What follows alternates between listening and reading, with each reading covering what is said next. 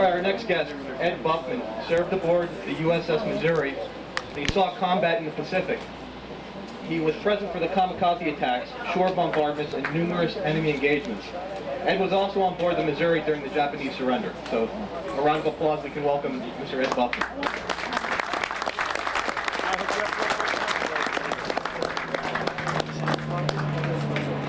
Mr. Ed Buffman.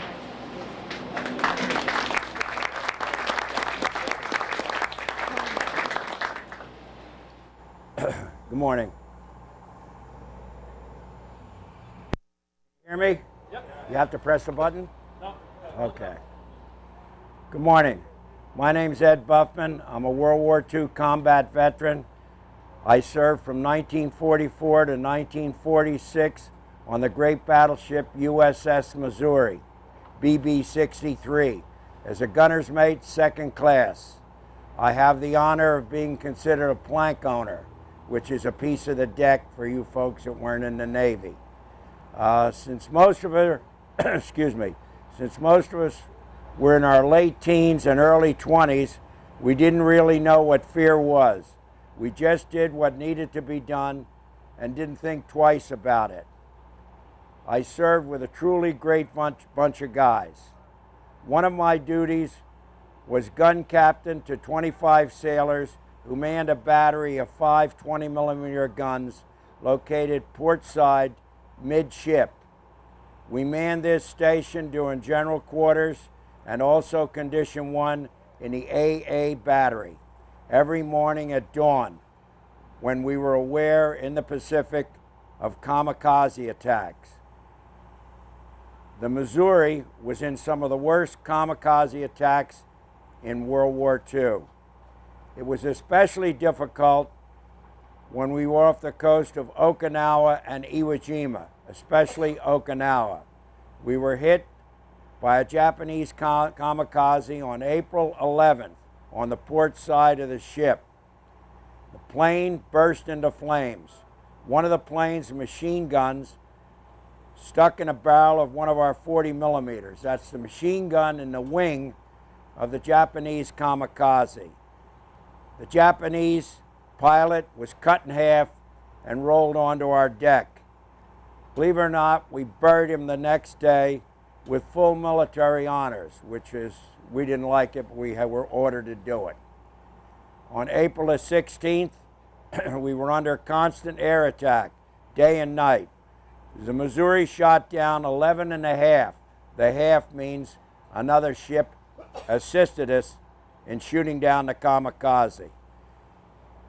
The ship shook with a near miss off our fantail. The bomb exploded, but just shook the ship. Each one of the 11 and a half kamikaze we shot down were painted just like you do on an airplane or a tank or whatever, up on the bridge of the Missouri. Believe it or not, the ship's in Hawaii now, and they painted over the flags that represented the kamikazes we shot down to be politically correct. So any World War II guy goes there and looks up at the ship and he sees where he risked his life, they're not there anymore due to be politically correct. I would like everyone to know that the only way to stop a kamikaze when they're diving in at your ship is to hit them square in the nose with a 5-inch projectile.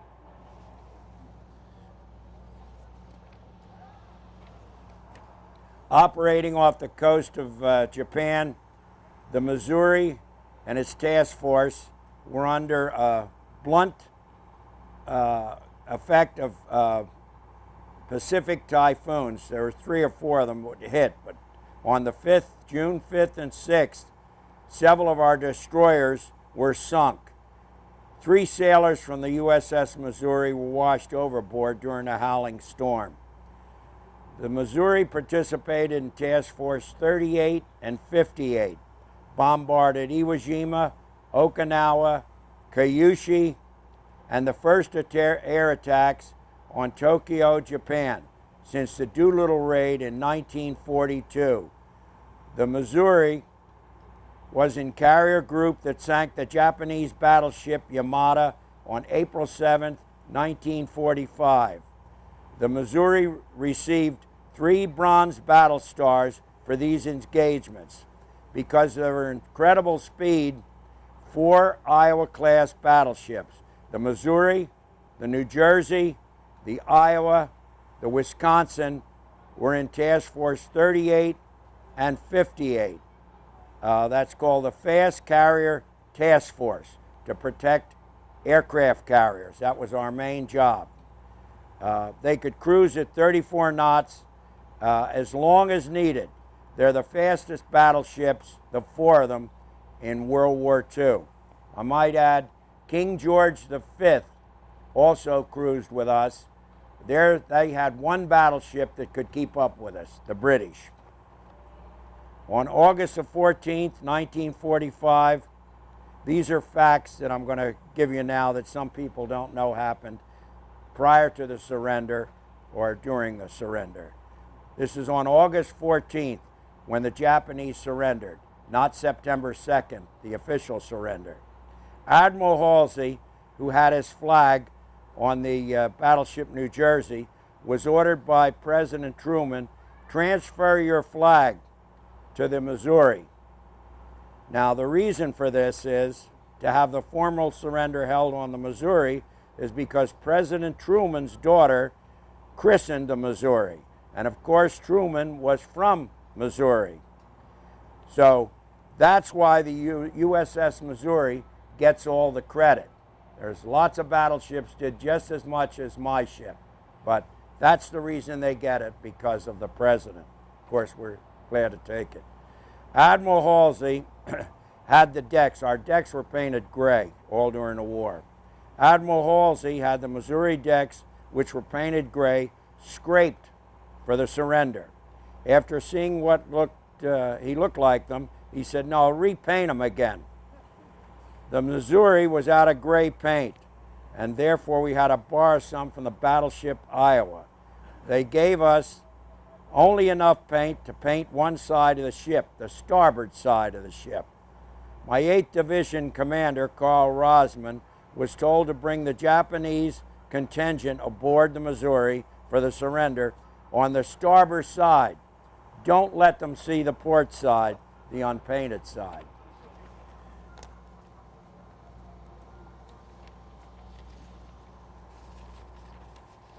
The table for the signing of the surrender, like a table like this, but of course a classy table, to have the surrender signed came from King George V battleship, which I had told you, was too small. At the last minute, the surrender group realized they had no table to sign the surrender. The 2 sailors in my division were sent down to the mess hall to pick up a table. That table is now in Washington, D.C. I also like to mention that I started a museum in Media. It's a great museum with a lot of memorabilia, and it's open to the public. If any of you live near there, come down. Be glad to have you. If you mention my name, they won't charge you to come in, but it's great. Thank you very much for listening to some of my war stories. Thank you.